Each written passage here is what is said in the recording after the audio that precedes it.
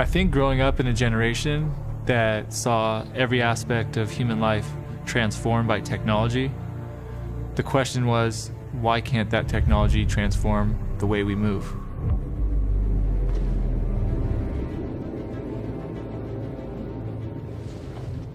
When I first got to the NBA, the idea of recovery was just starting to be implemented into training. There was this idea that an athlete could improve his or her performance by enhancing the way they recovered. The quicker your body recovers, or the faster you can recover, the more you can train, the harder you can train, the more you can get out of your body, and that idea was always very intriguing to me.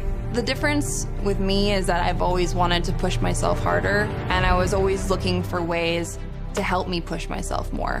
Whether it was technology, different training techniques, I always wanted to be on the forefront, doing things that no one else has ever done before so that I can create results that no one's ever done before. The idea of recovery was in such an early stage when I first came into the NBA, using technology and using different products to be able to implement recovery in a much easier way, in a much better way, a way that's sort of tailored for us. That was an idea that I was excited to embrace and excited to collaborate with. The idea of building a brand around recovery as opposed to training was a completely new idea at the time.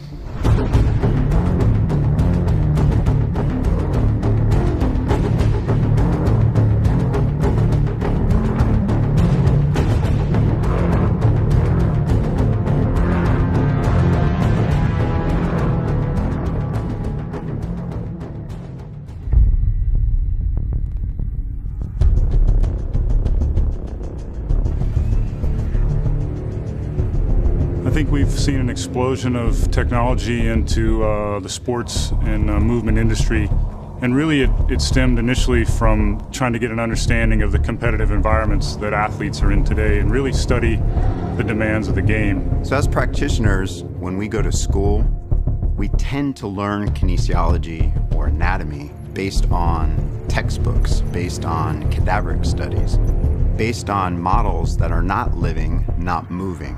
But the reality is we're working with living human beings. So there's been a huge movement in the last 10 years, really looking into living bodies so that we can see the whole body as a continuum.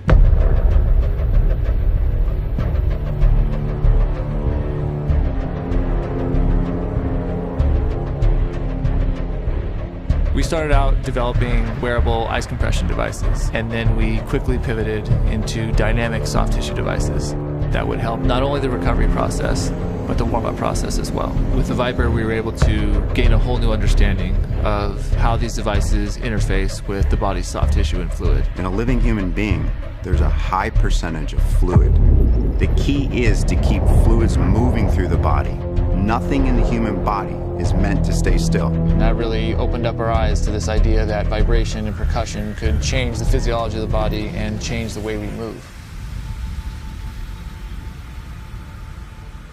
That led us to experiment with developing a device that directly applied percussion to the body. And that became the Hypervolt.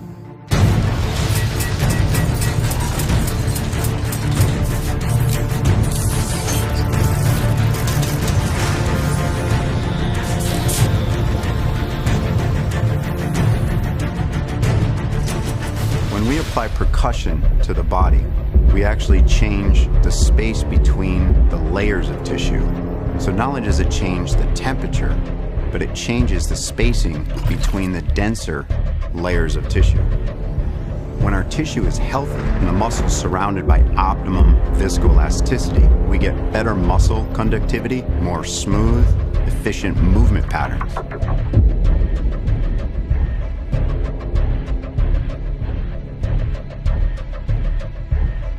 The truth is, the only way a tissue in the human body will change is with habit.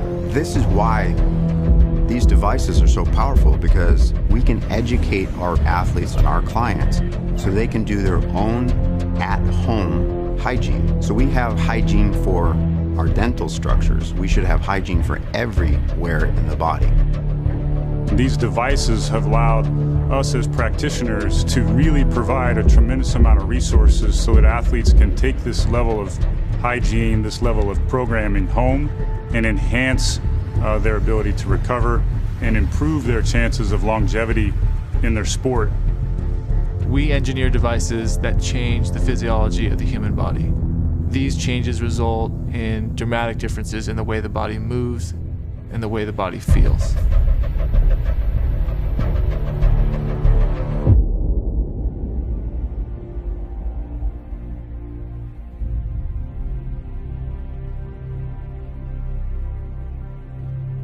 I think with all this technology, the knowledge of the average athlete has now gone up to the point now where we know exactly what buttons to push and we know what recovery techniques to use that are going to make us feel at our best. So now all these things that we are able to implement into our recovery are now a part of our craft.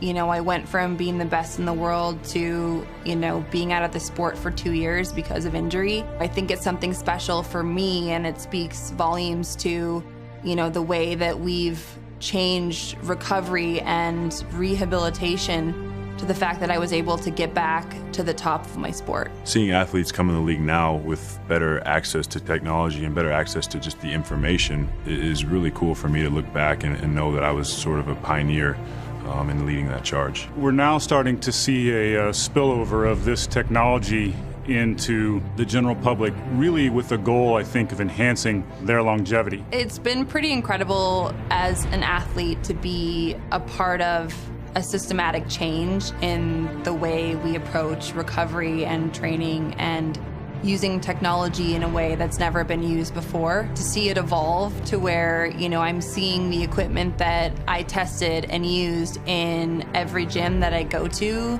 across the country and across the globe is pretty special, to feel like we've started something. We sort of have a responsibility to be the driving force behind that, because the more we question, the more we ask for, I think the better technology is going to be. It's not just to improve the athletes' lives, it's to improve everyone's lives, because everyone's an athlete in some way, and we all deserve to feel good.